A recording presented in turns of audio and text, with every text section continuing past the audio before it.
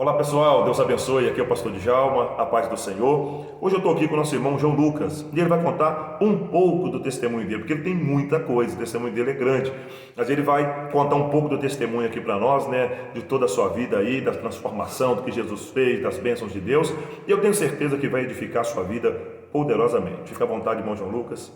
Amém, a paz do Senhor, meus irmãos, Deus os abençoe, saudações. Irmãos, contar um pouco do meu testemunho. Eu era pequeno sou até hoje, mas dizemos assim, quando eu era criança, eu tinha duas fases, uma fase da minha família, da minha avó, mãe do pai, que era crente, cristã, e juntamente ali com ela ali, que caminhava na fé o pastor Djalma, na sua falecida esposa Alessandra, sua mãe a irmã Lúcia, que estava sempre ali comigo, levando para a igreja, buscando o Senhor. Já do outro lado, a minha mãe, a minha avó, mãe da minha mãe, as minhas tias ali, eles participavam sempre ali do espiritismo, da feitiçaria, e eu como criança, como pessoa assim que era vulnerável, às duas situações.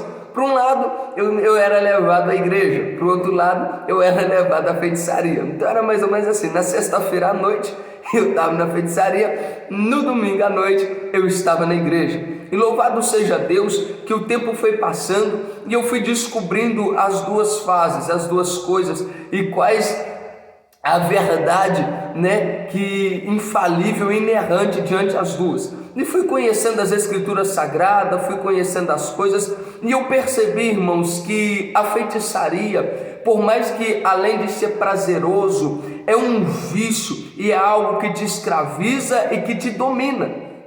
Você pode perceber que tem mais facilidade de você acreditar no mal do que no bem. Quando alguém diz assim, olha, eu vou te amaldiçoar, você acredita. Mas quando alguém diz assim, Deus te abençoe, é mais fácil acreditar que vou te amaldiçoar do que Deus te abençoe. E isso ali me aprendia, por quê? Porque o mal nos atrai, as coisas ruins nos atraem. Então eu passei um período bom de tempo dentro da feitiçaria, mas conheci a verdade, as escrituras sagradas, o Cristo ressurreto, E diante daquilo, irmãos, que eu mesmo conhecendo, a minha mente sempre foi uma mente dividida e inconstante.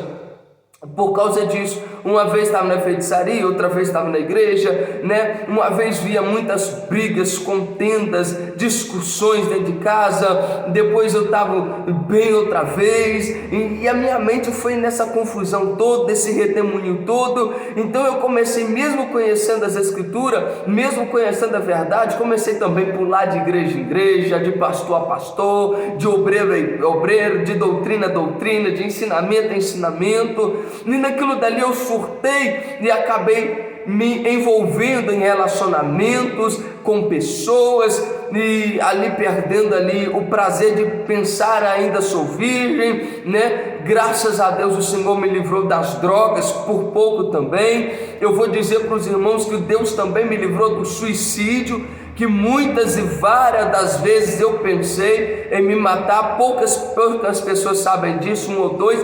Eu já cheguei a pegar a faca como criança, sem saber o que é aquilo, e meio que colocar no pescoço e pensar, e se eu fincar, o que será que acontece? O que será a morte?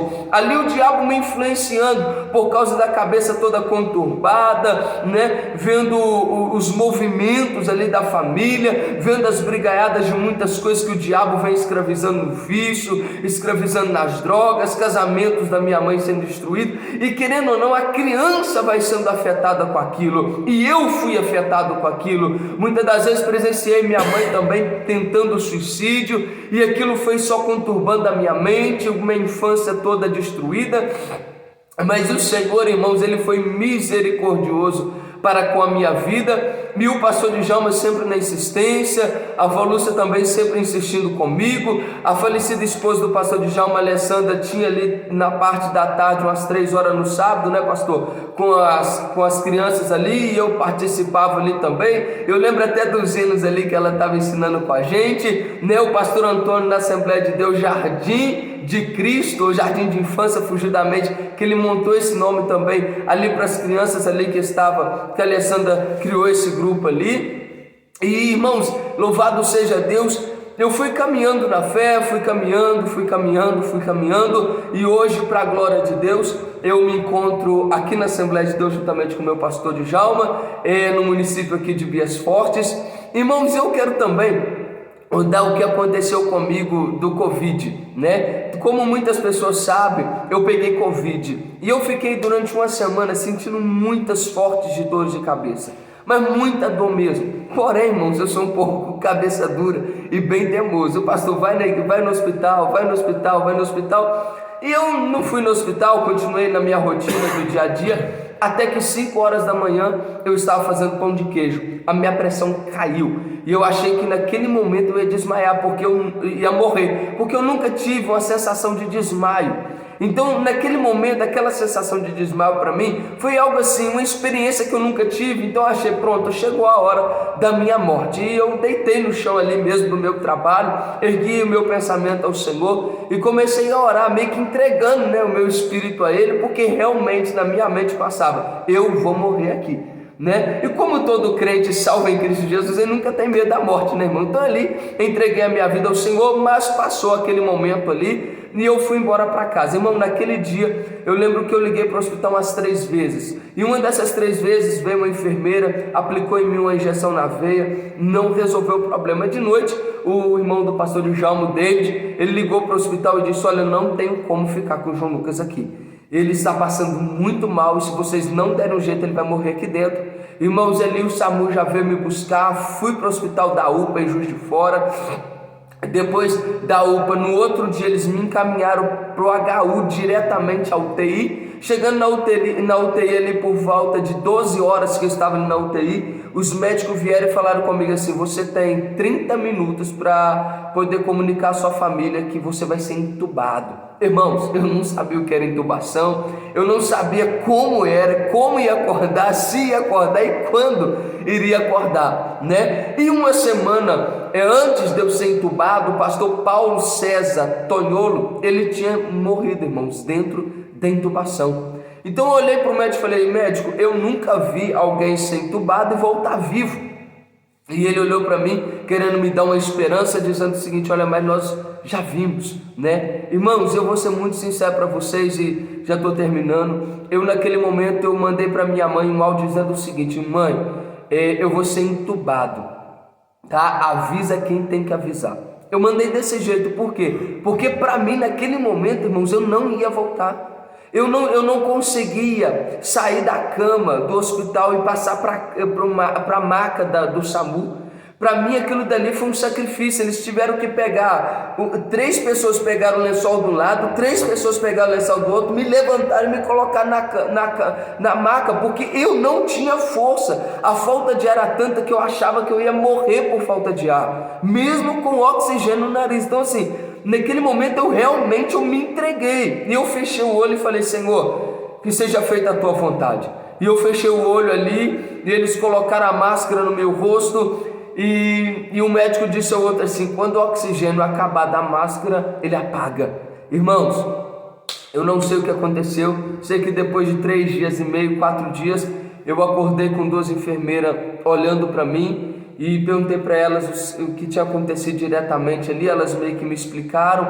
Depois vieram de novo com a máscara muito grande na minha cara assim, bombardeando com ar forte na minha boca para ver se meu pulmão ia abrindo, e depois eu fiquei sabendo que o médico dizia para minha mãe que não dava muita esperança, que meu caso era muito grave, né, irmãos? E assustei, porque quando eu saí da UTI, que eu peguei o celular para ver o Facebook, eram muitas mensagens, eram muitas orações. Eu quero aqui de coração, pastor, agradecer ao Senhor mesmo. Amém. Agradecer ao Senhor pelas orações, porque eu fiquei sabendo que o Senhor ficou também bem abatido também com a minha questão.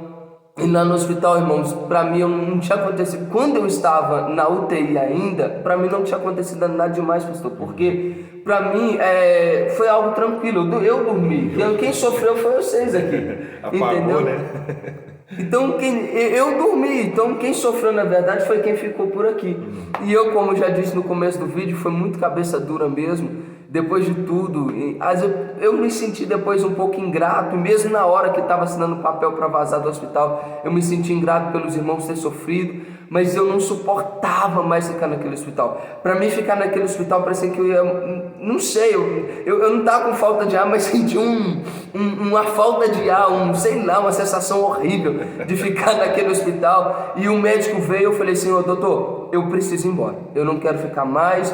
Ele disse, não, você não pode ir embora, a situação não permite você ir embora. Eu sei que o seu quadro clínico está perfeito, mas os seus exames estão todo ruim. Eu falei, doutor, mas eu não aguento ficar aqui. Ele me segurou mais um dia. No outro dia, minha mãe foi no hospital, de tanto insistir com ela que eu queria ir embora, queria conversar com o médico. O médico, não podemos soltar o seu filho. O seu filho foi uma coisa rara. Ele, em 4 dias, ele foi entubado no Covid, sendo que era para ser no 10º dia, ele perdeu a falta de ar. Ele foi no 4º dia. O seu filho melhorou muito rápido, uma coisa que não existe. Provavelmente ele tem algum problema de saúde muito grave que ninguém conseguiu descobrir, e eles chutaram que era um problema de saúde de coração. No 3º dia de insistência com o doutor, que eu sou insistente, né, pastor? Eu sou insistente, eu insisti com ele. Ele falou, então, ó, eu abro mão, eu lavo as minhas mãos, eu não posso te segurar mais aqui, é isso mesmo que você quer? Eu falei, sim, senhor, é isso mesmo que eu quero. Assinei um atestado ali, graças a Deus fui embora, graças a Deus que fui embora e fiquei bem, né, irmãos? Louvado seja Deus. Quanto tempo tem isso? Pastor, deve ter uns 3, 4 meses. 3, 4 meses. Ficou tranquilo? Graças a Deus. Fez exame de coração? Sim, senhor. O que deu? Nada. Nada. Glória a Deus. Irmãos, isso é resposta de oração, né, pastor? O quê? Não, sem dúvida. Meus amados, está aí um pouco do testemunho dele, né? Liberto da feitiçaria, né? Daquele engano. Era meio inconstante e aprendeu a ser constante, entendeu? Passou pelo Covid, né? É bom lembrar que um dos pontos também que agravou, que você, me parece que quando você era novo, você teve asma, bronquite, essas coisas, né? Isso. Por isso também que, apesar de ser novo, ele agravou a situação dele em questão disso aí, meus irmãos, né? Mas Deus livrou ele, a igreja orou, o povo orou, e o Senhor, por misericórdia, trouxe ele de volta, está curado, está liberto, está firme nos caminhos do Senhor, trabalha na obra de Deus, está aguardando Jesus voltar, né? E esse é um pouco do testemunho dele. Sem contar que eu vou casar, né, pastor? Sem contar que está aí já, toda alegre aí, porque daqui a pouco também vai estar casando aí para a glória de Deus, né? João, se tiver alguém preso, às vezes, talvez na feitiçaria, ou alguém andando bem inconstante sem se encontrar, ou alguém que foi criado num lar, como você foi, como eu também fui, né? Um lar desestruturado, e às vezes a pessoa fica revoltada, fica confusa em tudo isso aí. O que você tem a dizer para essa pessoa nesse final de vídeo? Eu quero dizer para você que é difícil entender a verdade e a realidade da situação, às vezes que os feiticeiros, ou às vezes que as pessoas aprisionadas nos vícios precisam entender. É difícil, mas a verdade é a única. Cristo Jesus é a libertação para todo ser humano. Glória a Jesus. Você que está na feitiçaria, você vai entender o que eu estou te dizendo. É bom, é prazeroso naquele momento, mas olha à sua volta. Quantos enfermos estão? Olha o seu pai de santo, olha a enfermidade que ele se encontra. Você olha para si, eu vou pegar para mim e estou lembrando que eu passei e estou transmitindo para você que do conhecimento geral que tenho. Quantos problemas da sua vida você tem? E quantas coisas parece que melhora aqui e você vê que piora do outro lado? Perceba isso. Você que está aprisionado nos vícios, nas drogas, quantas lágrimas a sua mãe tem derramado de você? Quanto sofrimento você tem trago para sua família? Quantas coisas ruins tem gerado em volta de você? Você que está enfermo, crie esperança, porque Cristo é esperança, irmãos. Eu, quando estava enfermo, por mais que eu me entregava, eu sabia que se o Senhor quisesse, Ele poderia mudar aquela situação. E Deus mudou a situação que era irreversível. O Senhor mudou. Para você ter uma ideia, surgiu até nota de falecimento meu em grupos, pastor. Depois eu recebi uma mensagem no meu WhatsApp de um missionário, que ele é missionário pelo mundo afora. Ele disse, e o João, como está? Né? Porque queria saber da minha família. Ele sabia que para ele eu estava morto. Ele tinha já noticiado o meu falecimento num grupo SOS. Ele já tinha noticiado, eu não estou bem. Rapaz, você está vivo, me perdoa, noticiei o seu falecimento. Então Deus mudou, irmãos, o quadro da história. Você tem esperança que o Senhor vai te dar vitória. Se creres, verás a glória de Deus. Tudo é possível que crê. Deus é Deus das causas impossíveis. Aleluia. Deus abençoe a vida de vocês. Até o próximo vídeo, se Deus assim permitir, com mais testemunhos e mais bênçãos para compartilhar com vocês. Deus abençoe vocês.